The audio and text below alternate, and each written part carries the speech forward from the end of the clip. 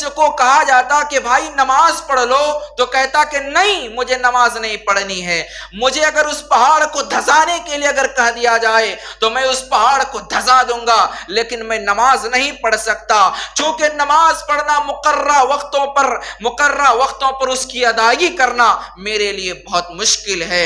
میرے عزیز بھائیو، جب وہ شخص نماز پڑھنے لگا، وہ اس کی عمر جب ڈھلنے لگی، نماز کے قریب آنے لگا، تو اس قدر اس کی نماز سے محبت ہو جاتی ہے، وہ شخص کہتا ہے دنیا کے سارے کام کو چھوڑو نماز کو پڑھو، دنیا کے سارے رنگینیوں کو چھوڑو نماز کو پڑھو۔ إن الحمد لله نحمده ونستعينه ونستغفره ونعوذ بالله من شرور أنفسنا ومن سيئات أعمالنا، من يهده الله فلا مضل له ومن يضلله فلا هادي له، وأشهد أن لا إله إلا الله وحده لا شريك له، وأشهد أن محمدا عبده ورسوله. يا أيها الذين آمنوا اتقوا الله حق تقاته ولا تموتن إلا وأنتم مسلمون. يا أيها الناس اتقوا ربكم الذي خلقكم من نفس واحدة وخلق منها زوجها وبث منهما رجالا كثيرا ونساء، واتقوا الله الذي تساءلون به والأرحام إن الله كان عليكم رقيبا. يا أيها الذين آمنوا اتقوا الله وقولوا قولا سديدا يصلح لكم أعمالكم ويغفر لكم ذنوبكم، ومن يطع الله ورسوله فقد فاز فوزا عظيما. أما بعد فإن خير الحديث كتاب الله، وخير الهدي هدي محمد صلى الله تعالى عليه وسلم، وشر الأمور محدثاتها، وكل محدثة بدعة، وكل بدعة ضلالة، وكل ضلالة في النار. فأعوذ بالله من الشيطان الرجيم. بسم الله الرحمن الرحيم. قاف والقرآن المجيد بل عجبوا أن جاءهم منذر منهم فقال الكافرون هذا شيء عجيب أإذا متنا وكنا ترابا ذلك رجع بعيد قد علمنا ما تنقص الأرض منهم وعندنا كتاب حفيظ بل كذبوا بالحق لما جاءهم فهم في أمر مريج أفلم ينظروا إلى السماء فوقهم كيف بنيناها وزيناها وما لها من فروج والأرض مددناها وألقينا فيها رواسي وأنبتنا فيها من كل زوج بهيج تبصرة وذكرى لكل عبد منيب ونزلنا من السماء ماء مباركا فأنبتنا به جنات وحب الحصيد والنخل باسقات لها طلع نضيد رزقا للعباد وأحيينا به بلدة ميتا كذلك الخروج كذبت قبلهم قوم نوح وأصحاب الرس وثمود وعاد وفرعون وإخوان لوط وأصحاب الأيكة وقوم تبع كل وكذب الرسل فحق وعيد أفعينا بالخلق الأول بل هم في لبس من خلق جديد. وقال تعالى إن الصلاة تنهى عن الفحشاء والمنكر. حاضرین جمعہ، معزز سامعین کرام، پردہ میں رہنے والی پردہ نشین ماں اور بہنیں، تمام قسم کی تعریف، توصیف، کبریائی، بڑائی، بزرگی اس وحدہ لا شریک خالق کائنات مالک ارض و سما کے لیے ہے، جس نے ہم بنی نوع عیسیٰ کو اشرف المخلوقات بنایا اور ہماری رشد و ہدایت کے لیے بے شمار انبیاء و رسل کا سلسلہ جاری کیا۔ ان تمام نبیوں پر درود و سلام نازل ہو، بالخصوص آقائے تاجدار عبداللہ کے بیٹے آمنہ کے لال، عائشہ کے شوہر فاطمہ کے باپ، حسن حسین کے نانا جان جناب محمد الرسول اللہ صلی اللہ علیہ وسلم۔ اس ذات مقدسہ مبارکہ مطہرہ کہ رب العزت نے بے شمار نعمتوں سے نوازا اور آپ کو رحمت للعالمین بنایا، آپ کو دنیا والوں کے لیے ایک آئیڈیل اور ایک نمونہ بنایا۔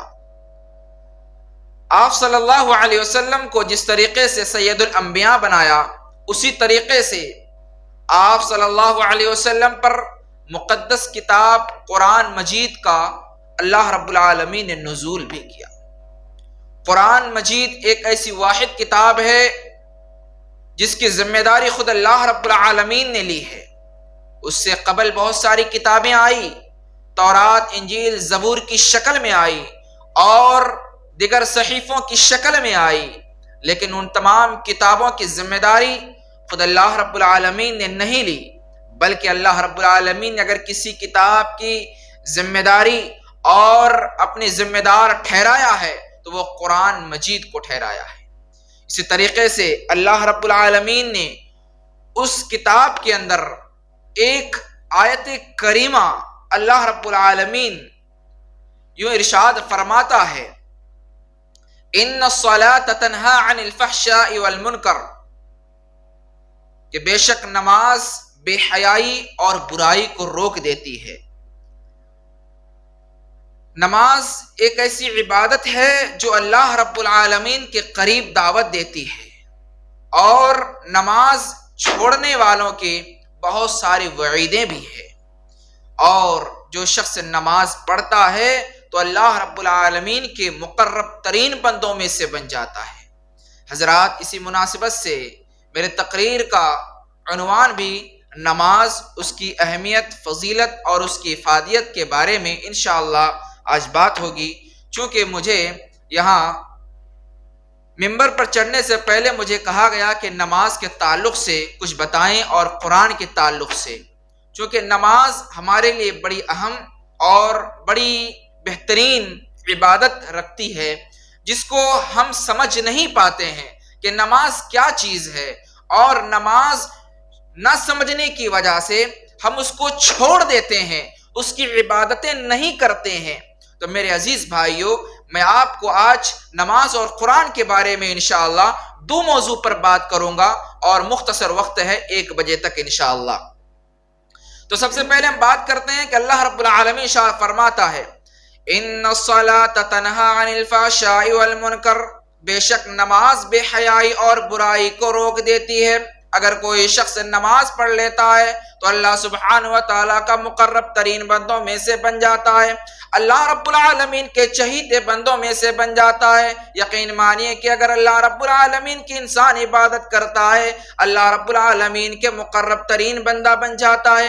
اللہ رب العالمین دوسرے مقام پر فرماتا ہے، وَاسْتَعِينُوا بِالصَّبْرِ وَالصَّلَاةِ وَإِنَّهَا لَكَبِيرَةٌ إِلَّا عَلَى الْخَاشِعِينَ، کہ استعانت طلب کرو، وَاسْتَعِينُوا بِالصَّبْرِ وَالصَّلَاةِ، کہ اللہ رب العالمین سے مدد اگر تمہیں مانگنا ہو تو سب سے پہلے اللہ رب العالمین نے جو لفظ استعمال کیا ہے، وَاسْتَعِينُوا بِالصَّبْرِ وَالصَّلَاةِ، کہ سب سے پہلے تمہارے اندر صبر ہونی چاہیے۔ دوسری چیز کہ اللہ رب العالمین فرماتا ہے کہ تمہارے اندر نماز بھی پڑھنی پڑے گی، تمہارے اندر نماز پڑھنے کی طاقت ہونی چاہیے۔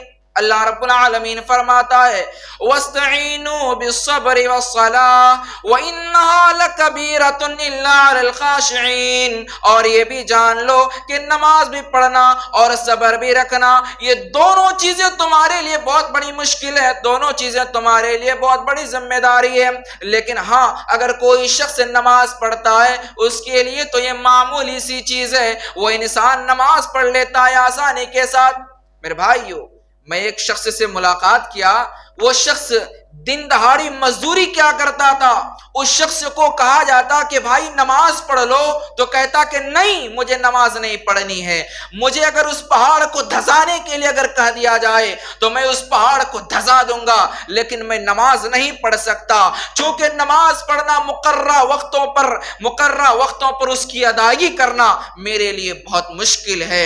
میرے عزیز بھائیوں، جب وہ شخص نماز پڑھنے لگا، وہ اس کی عمر جب ڈھلنے لگی، نماز کے قریب آنے لگا، تو اس قدر اس کی نماز سے محبت ہو جاتی ہے، وہ شخص کہتا ہے دنیا کے سارے کام کو چھوڑو، نماز کو پڑھو، دنیا کے سارے رنگینیوں کو چھوڑو، نماز کو پڑھو، دنیا کے ساری چیزوں کو، دنیا کی ساری رنگینی اور دنیا کے سارے واہیات چیزوں کو چھوڑ دو، بس اگر اللہ رب العالمین سے رشتے کو اگر مضبوط کرنا ہے تو نماز پڑھ لو۔ میرے عزیز بھائیوں، یہ اللہ رب العالمین سے تقرب کا نتیجہ ہے، اللہ رب العالمین سے محبت کا نتیجہ ہے کہ اللہ رب العالمین سے جب انسان محبت کرنے لگتا ہے تو پھر اللہ رب العالمین دنیا کے سارے چیزوں کو چھوڑ کر کے بس عبادت سے اللہ رب العالمین محبت کروا دیتا ہے بندے سے۔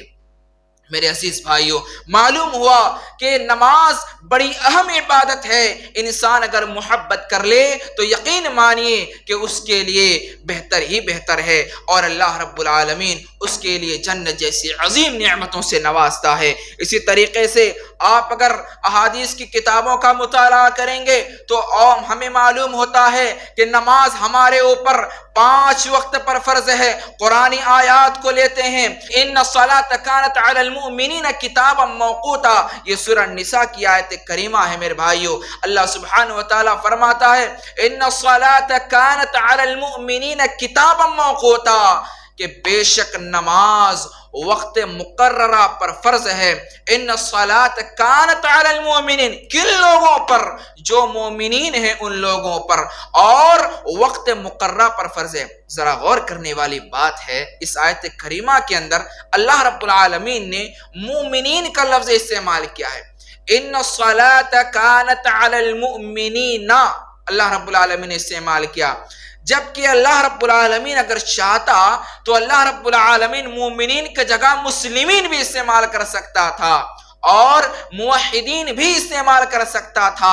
اللہ رب العالمین یہ کہہ سکتا تھا ان الصلاۃ کانت علی المسلمین کتابا موقوتا، لیکن اللہ نے مسلمین کا لفظ استعمال نہیں کیا بلکہ مومنین کا لفظ استعمال کیا۔ میرے عزیز بھائیوں، مومنین اور مسلمین میں تھوڑا سا فرق ہے، مسلمان اور مومن میں فرق ہے۔ مسلمان کسے کہتے ہیں، مومن کسے کہتے ہیں، ذرا اس کی وضاحت ہو جائے۔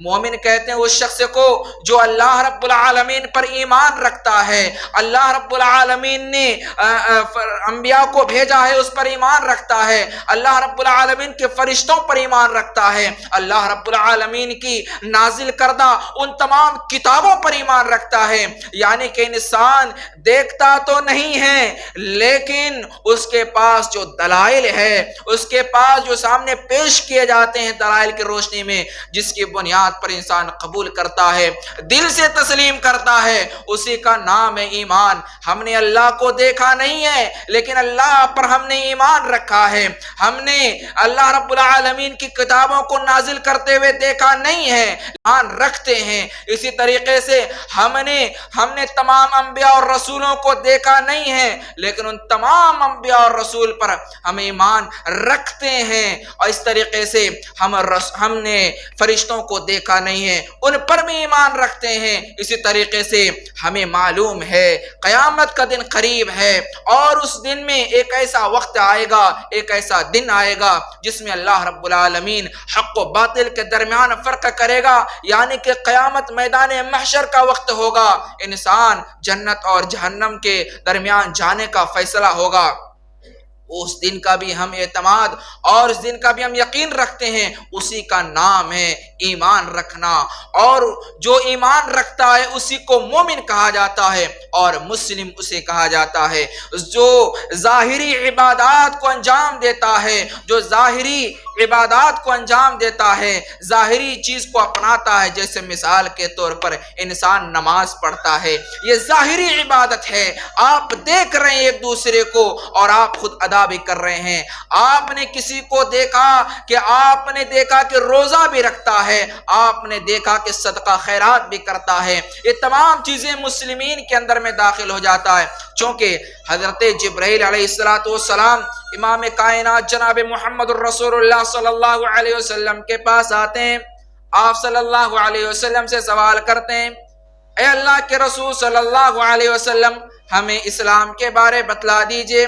آپ صلی اللہ علیہ وسلم فرماتے ہیں ان تشہد ان لا الہ الا اللہ وان محمد الرسول اللہ، اس بات کی گواہی دو کہ اللہ کے علاوہ کوئی عبادت کے لائق نہیں ہے اور جناب محمد الرسول اللہ صلی اللہ علیہ وسلم وہ اللہ کے پیغمبر ہے، اللہ کے رسول اور نیک بندوں میں سے ہیں، اس بات کی گواہی دو۔ پھر اسے دوسرا شبد جو کہا جاتا ہے وَإِقَامِ الصَّلَاةِ کہ نماز قائم کرو، وَإِيتَاءِ الزَّكَاةِ زکات ادا کرو، وَصَوْمُ الرمضان اور رمضان مبارک کے مہینے کے روزے رکھ لیا کرو۔ اور اسی طریقے سے آخری میں جو کہا گیا وہ حج کرنے کے لیے کہا گیا، چونکہ استطاعت ہونے کے بعد ہی حج فرض ہے۔ استطاعت اگر آپ کے پاس نہ ہو تو آپ کے لیے حج نہیں ہے۔ اگر آپ کی استطاعت ہے مالی اعتبار سے، جانی اعتبار سے، جسمانی اعتبار سے، تو آپ کے اوپر حج فرض ہے میرے عزیز بھائیوں۔ اسی لیے ہر چیز کا یعنی کہ اسلام نے یہ متعین کیا ہے کہ اگر آپ کی استطاعت ہے تو وہ چیز انجام دے سکتے ہیں۔ جیسے مثال کے طور پر اگر آپ کے اندر طاقت ہے کھڑے کھڑے نماز پڑھنے کی تو آپ کھڑے پڑھیں، اگر آپ کے اندر کھڑے پڑھنے کی طاقت نہ ہو تو بیٹھ کر کے پڑھیں، اگر اس کی بھی طاقت نہ ہو تو آپ لیٹے لیٹے پڑھیں، اگر آپ کے پاس اس کی بھی طاقت نہ ہو تو آپ اشارے کے بل پڑھیں، لیکن نماز ہر حال میں پڑھنا ہے میرے عزیز بھائیوں۔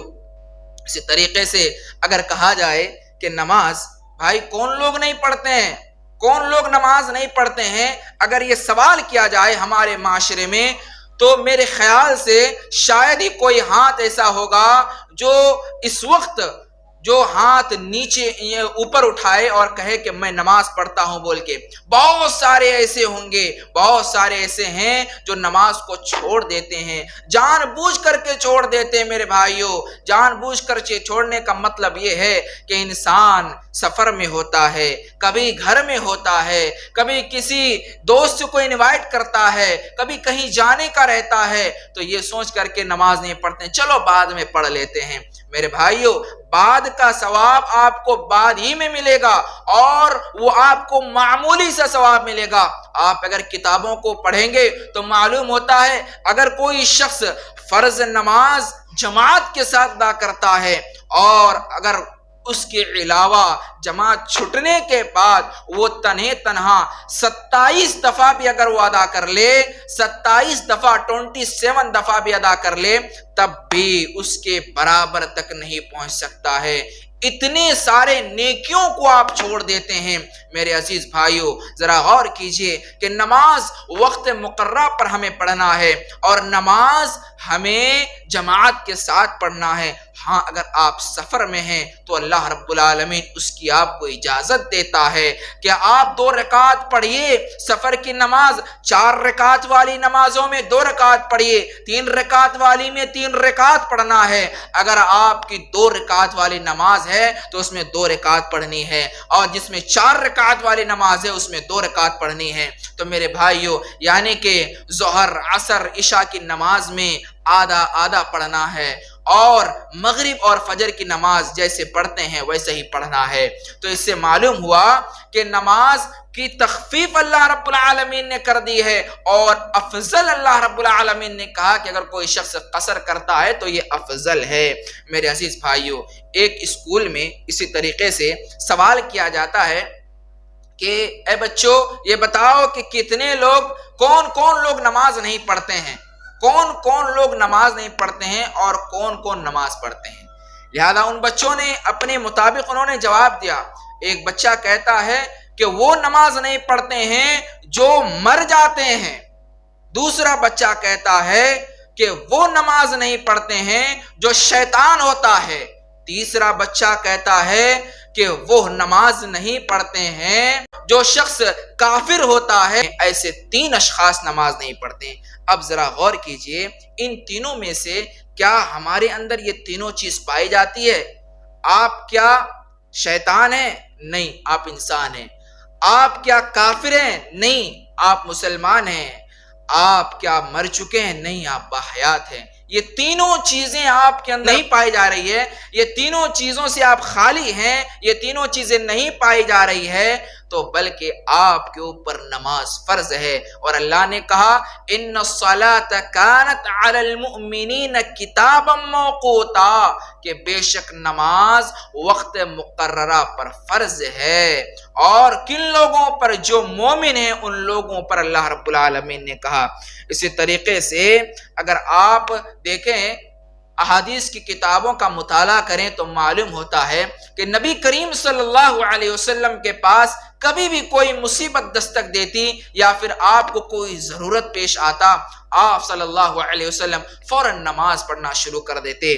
سنن ابو داؤد اور مسند احمد کی روایت میں ہے، حضرت حذیفہ رضی اللہ تعالیٰ عنہ راوی ہے، کہتے ہیں کہ آپ صلی اللہ علیہ وسلم کو کوئی غم کوئی تکلیف پہنچتی، آپ صلی اللہ علیہ وسلم عبادت کے لیے کھڑے ہو جاتے، نماز پڑھا کرتے۔ حضرت ابو ہریرہ رضی اللہ تعالیٰ عنہ کہتے ہیں، صحیح بخاری صحیح مسلم کی حدیث ہے میرے بھائیوں، کہتے ہیں ان اثقل صلاة علی المنافقین صلاة العشاء و صلاة الفجر، بہت خطرناک حدیث ہے۔ حضرت ابو ہریرہ رضی اللہ تعالیٰ عنہ کہتے ہیں کہ نبی کریم صلی اللہ تعالیٰ علیہ وسلم نے ارشاد فرمایا کہ جو منافقین ہیں ان کے لیے سب سے بھاری جو نماز ہے، سب سے وزندار نماز ہے، وہ عشاء کی نماز ہے اور فجر کی نماز ہے۔ یعنی کہ جو منافق ہیں وہ 2 وقت کی نماز چھوڑ دیتے ہیں، اور جو منافق نہیں ہیں وہ 5 وقت کی نماز پڑھتے ہیں۔ میرے بھائیوں ذرا غور کیجئے، اتنی خطرناک بات ہے۔ اور آپ اگر دیکھیں قرآن کریم کی آیتوں کی تلاوت کریں گے تو معلوم ہوگا ان المنافقین فی الدرک الاسفل من النار، اللہ رب العالمین نے کہا کہ منافقین کی جو جگہ ہے وہ جگہ جہنم کے سب سے نچلے حصے میں اس کو جگہ دی جائے گی۔ ذرا غور کیجئے، مثال کے طور پر آپ کے گھر میں ایک چولہا ہے، مثال کے طور پر ایک کوئلے کا چولہا ہے، آپ اس کوئلے کی چولہا سے آپ کسی چیز کا پکوان کرتے ہیں، اگر ہانڈی اوپر رکھتے ہیں تھوڑی اوپر تو آگ ہلکی سے لگتی ہے، اگر ہانڈی کو آپ نیچے کر دیں بالکل اسے سٹا دیں تو آگ اس قدر وہ ٹھاٹا مارتی ہے اور اس قدر وہ تیز ہو جاتی ہے کہ وہ ہانڈی کے اندر جو بھی چیز ہو وہ فوراً ابلنا شروع ہو جاتا ہے۔ تو اسی طریقے سے میرے بھائیوں کہ اگر منافقین ہوگا تو جہنم کے سب سے نچلے حصے میں جب اللہ رب العالمین داخل کرے گا تو اس کے لیے بہت خطرناک عذاب ہوگا۔ اسی لیے ہمیں چاہیے کہ اللہ رب العالمین نے جو نماز ہم پر فرض کی ہے ان نمازوں کی ادائیگی کریں۔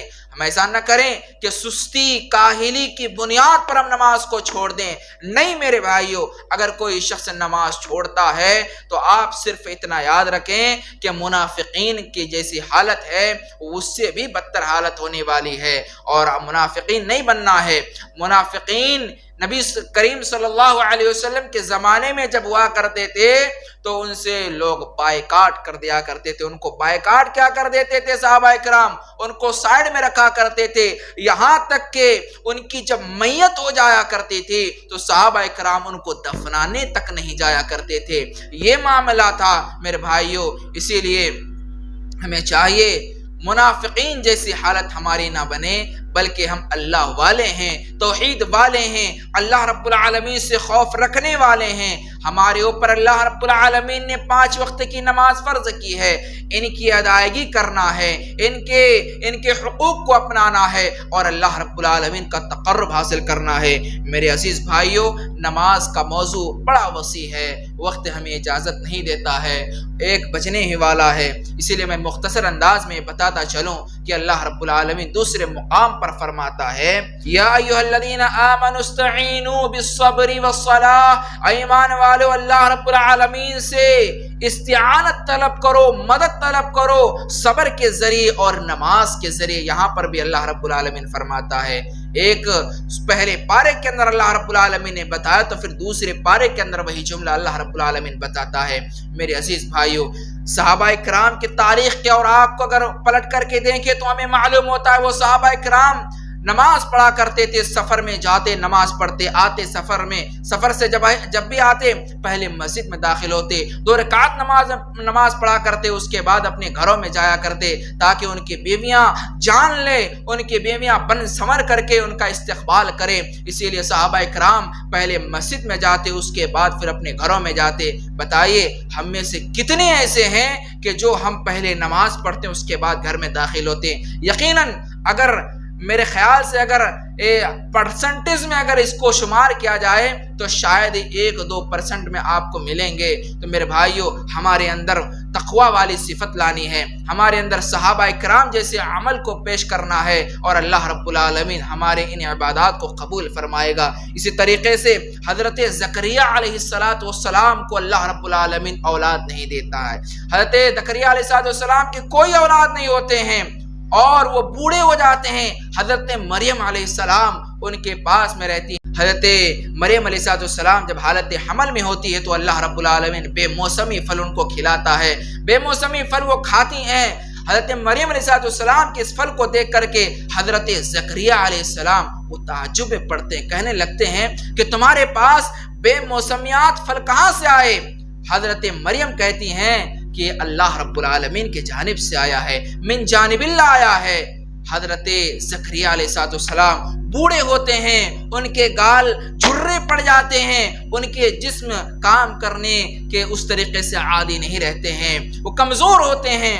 وہ یہ سوچتے ہیں جب اللہ رب العالمین بے موسم پھل حضرت مریم کو دے سکتا ہے تو مجھے بھی بے موسم میں، میرا وقت نہیں ہے بھلے باپ بننے کا، لیکن اللہ رب العالمین کے پاس کسی چیز کی کمی نہیں ہے، اللہ رب العالمین مجھے بھی اولاد دے گا۔ اور حضرت زکریا علیہ السلام دعا کرتے ہیں، هنالك دعا زكريا رب قال رب هب لي من لدنك ذرية طيبة انك سميع الدعاء۔ حضرت زکریا نے کہا کہ اللہ تیرے جانب سے مجھے ایک پاکیزہ اولاد عطا فرما۔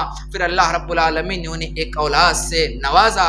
حضرت زکریا علیہ السلام کو حضرت یحییٰ علیہ السلام جیسے اولاد سے اللہ رب العالمین نے نوازا اور ان کو بھی نبی بنایا۔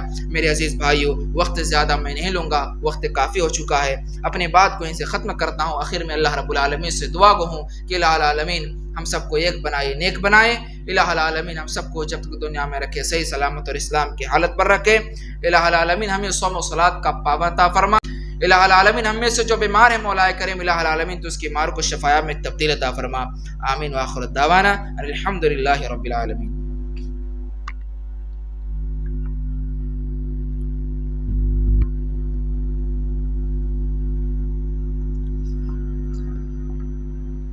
نحمد ونصلي على رسول الكريم أما بعد اللهم صل على محمد وعلى آل محمد كما صليت على إبراهيم وعلى آل إبراهيم إنك حميد مجيد اللهم بارك على محمد وعلى آل محمد كما باركت على إبراهيم وعلى آل إبراهيم إنك حميد مجيد عباد الله يرحمكم الله إن الله يأمر بالعدل والإحسان وإيتاء ذي القربى وينهى عن الفحشاء والمنكر والبغي يعظكم لعلكم تذكرون وذكروا الله ذكركم وادعوه يستجب لكم ولذكر الله أكبر والله يعلم ما تصنعون